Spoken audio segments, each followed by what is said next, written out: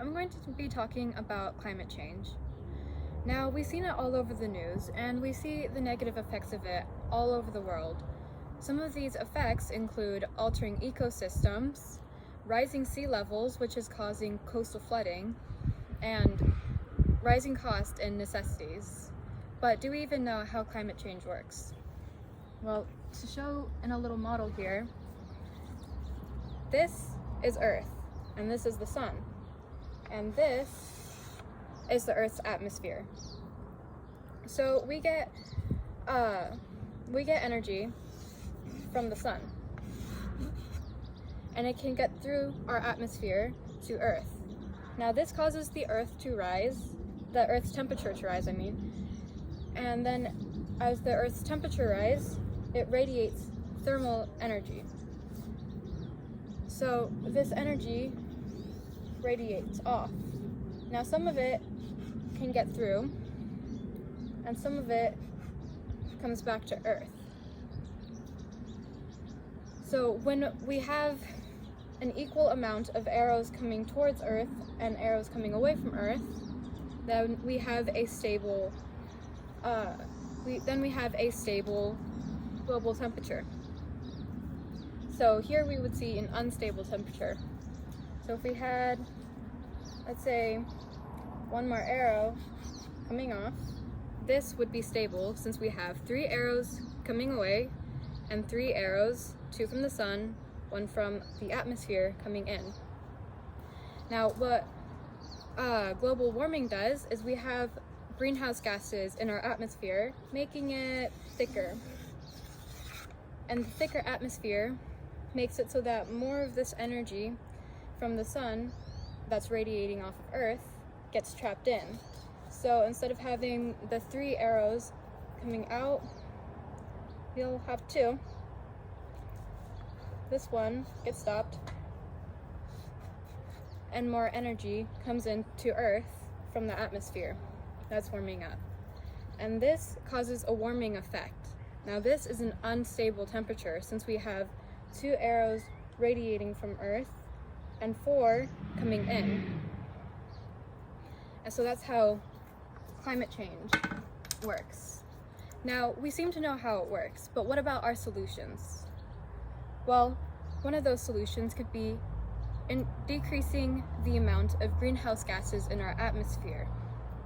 Now, we've all heard about how trees can absorb CO2, one of the main greenhouse gases. But what if I told you that there is another plant out there that is way more efficient than trees? That plant is algae, and it is way more efficient than absorbing CO2 than trees are. So how algae would affect our model here is now this atmosphere is a little thinner. It's not completely gone, so that means that more of this energy is able to escape. So we'd have less energy coming back to Earth from the atmosphere. So then hopefully we could bring it back to a stable temperature. So some of the pros of algae is that it doesn't require a lot of land to grow on. It can be grown in very small areas and absorb a ton of CO2. As well as being grown on small amounts of land, it can be grown just about anywhere. It only needs water, sun, and CO2, and it can be using any water. It can use wastewater, freshwater, seawater. It can use basically anything. So algae could be grown anywhere. On top of that, algae can be used to make a whole lot of products, including food and biofuel. Now, biofuel made from algae has no carbon emissions at all, so it would create no greenhouse gases to use it. So biofuel made from algae would be a good fuel source that doesn't contribute to the greenhouse effect. And food source, algae is algae contains tons of nutrients, and it can supplement daily meals. Now, this is very important because by 2050, we're going to be in a crisis with our food. We're going to have mass hunger all over the world. Now, algae can be used to help with that since it has so much nutrients and it can be grown very easily anywhere. So it would be very accessible if it were grown worldwide and used as food.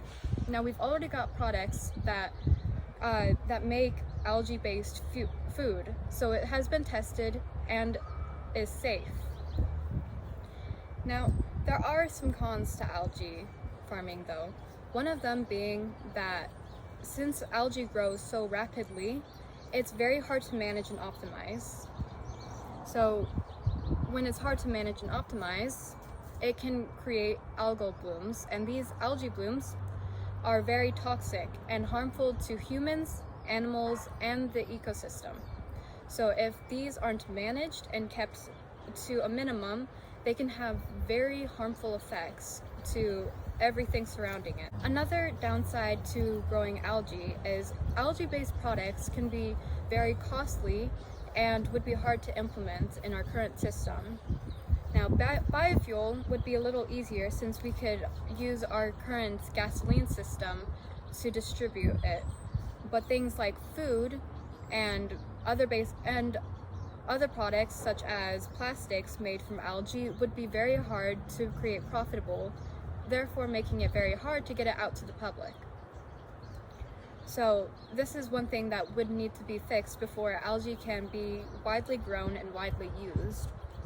Now, there are some places that use algae, such as Spira Inc. Now, Spira Inc. works with NASA to create food from algae for astronauts in a closed environment. Their current studies show that the dried form of algae is very nutritional and could keep these astronauts fed while they are in space, although the astronauts don't like the taste. So there is an ongoing investigation to see the effects of fresh algae and if the taste of fresh algae is better than the dried algae.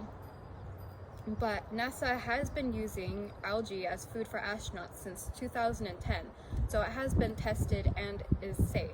Overall, I think that algae would be good to implement into our current society to combat the effects of climate change, and it has a lot of commercial uses and would help with our hunger crisis and with our climate change.